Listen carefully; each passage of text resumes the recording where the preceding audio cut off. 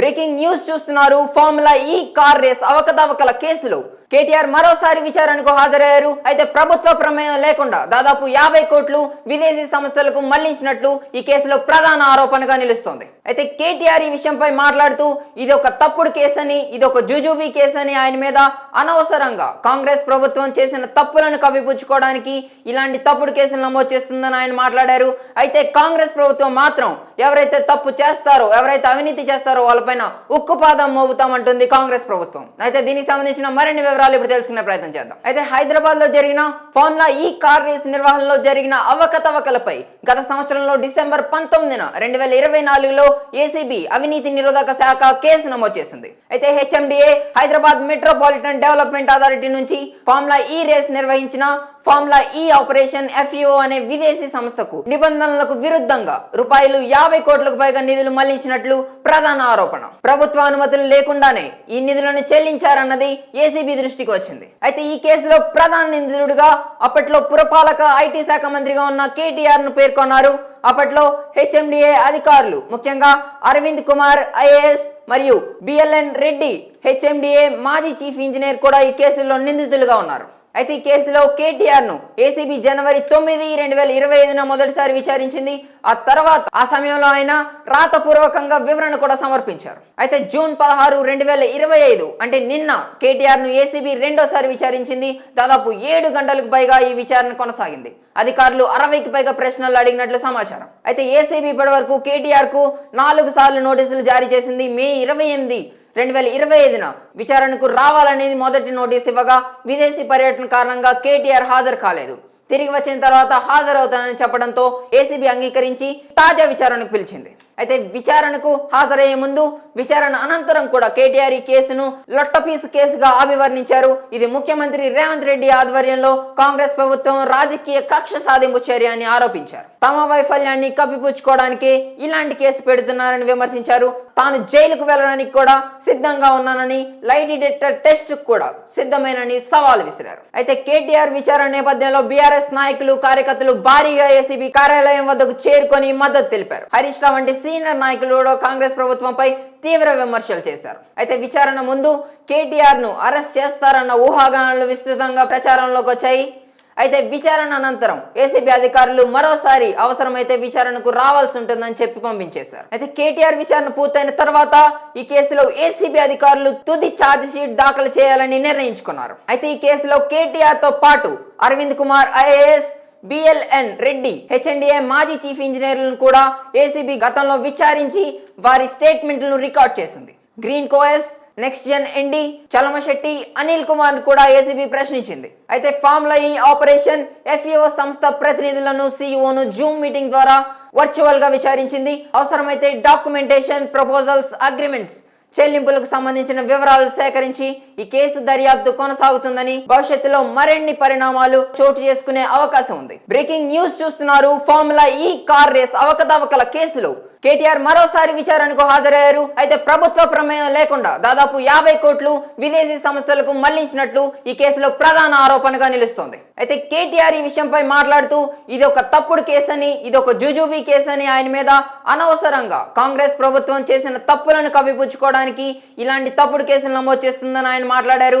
అయితే కాంగ్రెస్ ప్రభుత్వం మాత్రం ఎవరైతే తప్పు చేస్తారో, ఎవరైతే అవినీతి చేస్తారో వాళ్ళపైన ఉక్కుపాదం మోపుతామంటుంది కాంగ్రెస్ ప్రభుత్వం. అయితే దీనికి సంబంధించిన మరిన్ని వివరాలు ఇప్పుడు తెలుసుకునే ప్రయత్నం చేద్దాం. అయితే హైదరాబాద్ లో జరిగిన ఫార్ములా ఈ కార్ రేస్ నిర్వహణలో జరిగిన అవకతవకలపై గత సంవత్సరంలో డిసెంబర్ 19, 2024లో ఏసీబీ అవినీతి నిరోధక శాఖ కేసు నమోదు చేసింది. అయితే HMDA Hyderabad metropolitan development authority నుంచి ఫార్ములా ఈ రేస్ నిర్వహించిన ఫార్ములా ఈ ఆపరేషన్ FEO అనే విదేశీ సంస్థకు నిబంధనలకు విరుద్ధంగా రూపాయలు 50 కోట్లకు పైగా నిధులు మళ్లించినట్లు ప్రధాన ఆరోపణ. ప్రభుత్వ అనుమతులు లేకుండానే ఈ నిధులను చెల్లించారన్నది ఏసీబీ దృష్టికి వచ్చింది. అయితే ఈ కేసులో ప్రధాన నిందితుడిగా అప్పట్లో పురపాలక ఐటీ శాఖ మంత్రిగా ఉన్న కేటీఆర్ ను పేర్కొన్నారు.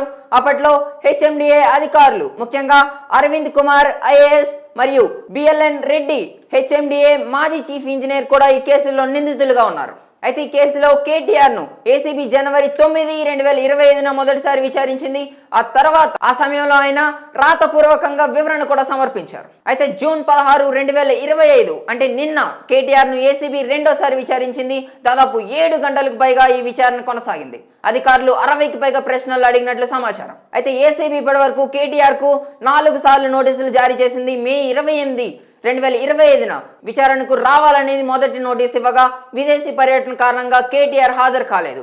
తిరిగి వచ్చిన తర్వాత హాజరవుతానని చెప్పడంతో ఏసీబీ అంగీకరించి తాజా విచారణకు పిలిచింది. అయితే విచారణకు హాజరయ్యే ముందు విచారణ అనంతరం కూడా కేటీఆర్ ఈ కేసును లొట్టపీసు కేసుగా అభివర్ణించారు. ఇది ముఖ్యమంత్రి రేవంత్ రెడ్డి ఆధ్వర్యంలో కాంగ్రెస్ ప్రభుత్వం రాజకీయ కక్ష సాధింపు చర్య అని ఆరోపించారు. తమ వైఫల్యాన్ని కప్పిపుచ్చుకోవడానికి ఇలాంటి కేసు పెడుతున్నారని విమర్శించారు.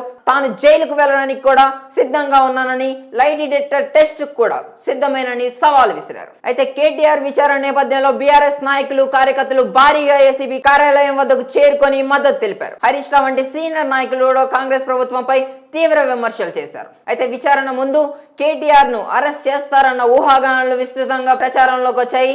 అయితే విచారణ అనంతరం ఏసీబీ అధికారులు మరోసారి అవసరమైతే విచారణకు రావాల్సి ఉంటుందని చెప్పి పంపించేశారు. అయితే కేటీఆర్ విచారణ పూర్తయిన తర్వాత ఈ కేసులో ఏసీబీ అధికారులు తుది ఛార్జ్ షీట్ దాఖలు చేయాలని నిర్ణయించుకున్నారు. అయితే ఈ కేసులో కేటీఆర్ తో పాటు Arvind Kumar IAS, BLN Reddy, HMDA మాజీ చీఫ్ ఇంజనీర్లను కూడా ఏసీబీ గతంలో విచారించి వారి స్టేట్మెంట్లను రికార్డ్ చేసింది.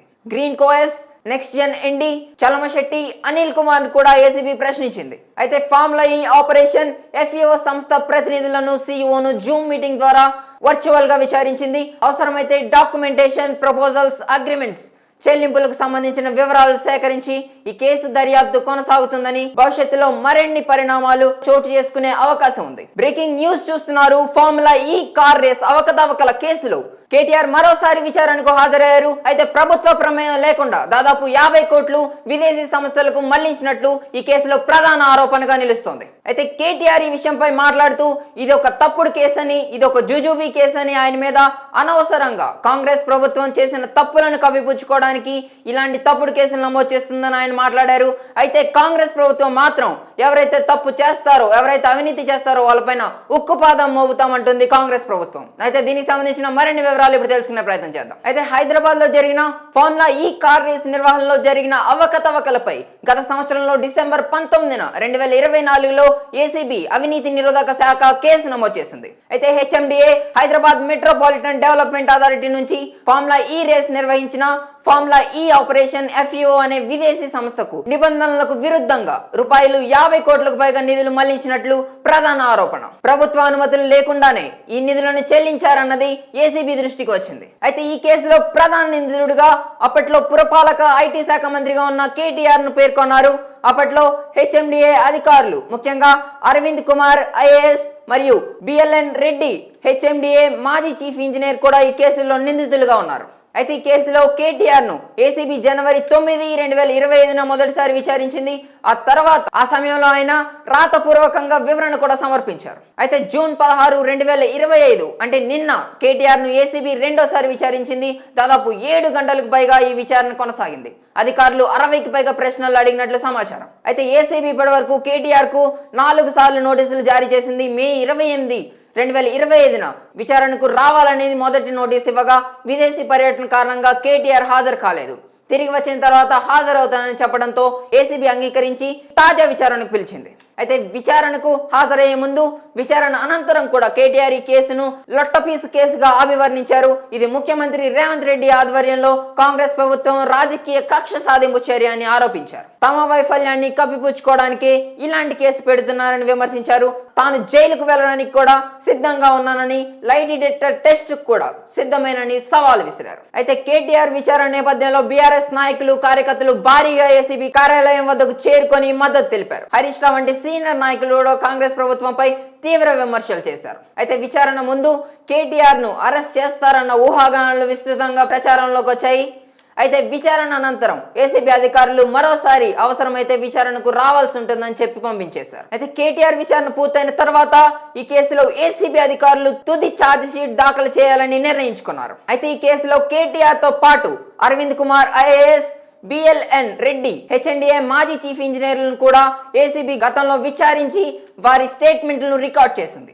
Green కోఎస్, next gen MD Chalamasetti Anil Kumar కూడా ఏసీబీ ప్రశ్నించింది. అయితే ఫార్ములా ఈ ఆపరేషన్ ఎఫ్ఈఓ సంస్థ ప్రతినిధులను సీఈఓను జూమ్ మీటింగ్ ద్వారా వర్చువల్ గా విచారించింది. అవసరమైతే డాక్యుమెంటేషన్, ప్రపోజల్స్, అగ్రిమెంట్స్, చెల్లింపులకు సంబంధించిన వివరాలు సేకరించి ఈ కేసు దర్యాప్తు కొనసాగుతుందని, భవిష్యత్తులో మరిన్ని పరిణామాలు చోటు చేసుకునే అవకాశం ఉంది.